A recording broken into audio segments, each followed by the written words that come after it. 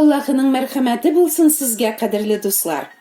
Газиз баласы, сабые, күз нуры, йөрәк парасы хакына, үзенең җанын да кызганмаучы ана мәхәббәтенә кешеләр дан җырлыйлар. Ана мәхәббәтен зурлап меңләгән шигырьләр язалар. Чыннан да без, аналар, балаларыбызны бөтен йөрәгебез белән яратабыз. Алар өчен яшибез, алар өчен көч түгәбез, алар интекмәсен, аларга яхшырак булсын, аларга рәхәтрәк булсын дип бөтен тормышыбызны багышлыйбыз. Алар ширләсә, без борчылабыз, аларга кыенлык килсә, кайгырабыз, алар уңышка ирешсә, без шатланабыз, алар бәхетле булса, без дә бәхетле. Бөтен күңел җылыбызны, ихлас мәхәббәтебезне биреп, алар өчен җаныбызны да кызганмыйча үстерәбез без аларны. Үз балалары өчен җан атып яшәүче ана мәхәббәтеннән дә өстенрәк бер нәрсә дә юк кебек җир йөзендә. Әмма изге язма безгә бар нәрсәдән өстен, бар нәрсәдән бөек һәм изге булган Алла мәхәббәте турында сөйли. Иксез-чиксез бөек мәхәббәттән Ходай безне үзе ярата. Дөнья мәхәббәте берни түгел, аның сөюенә карата. Дөнья мәхәббәте үз файдасын кайгырта, үзе өчен ярата. Дөнья мәхәббәте ышанычсыз, ул үзгәрә дә, сүрелә дә, кайчак нәфрәткә дә әйләнә. Минем мәхәббәтем үзгәрми дә, мәңге бетми дә дия аласың. Ләкин, дустым, син үлемле кеше генәсең. Ә кеше үлсә, аның белән бергә кешенең даны да, тугрылыгы да, мәхәббәте дә юкка чыга. Үле кеше үз якынына да, кадерле баласына да инде мәхәббәт күрсәтә алмый. Ә мәңге сүнми, үзгәрми торган бөек мәхәббәт ул Алла мәхәббәте генә. Мин сине мәңгелек мәхәббәт белән яраттым, ди Раббы кешеләргә. Аллаһы безгә мәхәббәтен күрсәтте. Үзенең улы аша безгә яшәү булсын өчен Аллаһы бердән-бер улын дөньяга җибәрде, дип укыйбыз изге язмада. Аллаһы безгә булган мәхәббәтен шуның белән исбат итте. Мәсих без әле гөнаһлылар булган чакта ук безнең өчен үлде.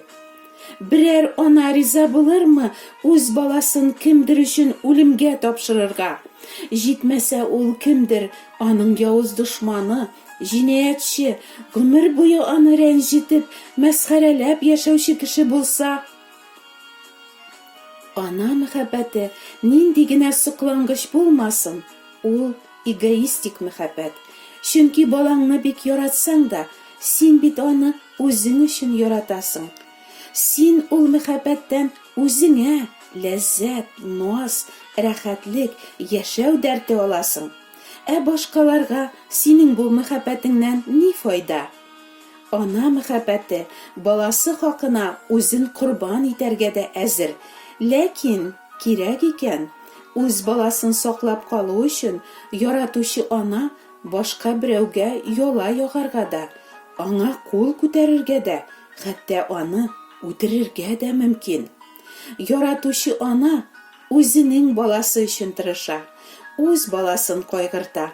Башка балага ул шундый ук мәхәббәт күрсәтми һәм күрсәтә дә алмый. Хәтта үз балаларын да ата-ана төрлечә ярата. Берсен бик ярата, бик кадерли, ә икенчесен алай ук түгел. Гаиләдә үскәндә моны бәлки син үзең дә тойгансыңдыр. Якуб 12 улы арасыннан Юсуфны ныграк яраткан. Башка угыллары әлбәттә моны күргәннәр. Юсуфтан көнләшкәннәр. Бу көнчелек һәм ачу аларны хәтта җинаять эшләүгә китергән. Агалары Юсуфны башта үтерергә телиләр. Соңыннан уңайлы очрактан файдаланып, аны куллыкка сатып җибәрәләр. Ә аталарына кайтып, Юсуфны мөгаен берәр җәнлек ботарлагандыр. Менә канлы киемнәрен генә таптык, дип ялганлыйлар. Якуб иң яраткан углы хакында гомере буе диярлек канлы күз яшьләре түгеп яши. Ана мәхәббәте бөек дибез. Ләкин ана кеше үзе Аллаһыга бөтен йөрәге белән борылып, эш гамәлләренә таянмыйча, Гайсә юлып алганга күрә генә гөнаһлары кичерелүенә ышанып яшәмәсә, ул әле путка табынучы булып кала. Һәм бөтен йөрәге белән яраткан баласын да пот итеп ярата. Балаларыңны Алладан өстен куеп ярату бу путка табыну була дип аңлата безгә изге язмалар. Моңа каршы сез: "Юк, мин балаларымны Алладан өстен куймыйм" диярсез. Кызганычка каршы, бу дөрес түгел. Балаларың хакында уйланган кадәр син Алла һәм аның сүзләре турында уйланасыңмы? Балаларыңа ярарга тырышкан кебек, Аллага ярарга тырышасыңмы? Балаларың өчен кайгырган кадәр, гөнаһларың белән Алланы рәнҗетүең өчен кайгырасыңмы? Без беребез дә Аллаһны бөтен йөрәгебез, бөтен җаныбыз, бөтен көчебез вә акылыбыз белән яратмадык. Без аны шулай ярата да алмыйбыз.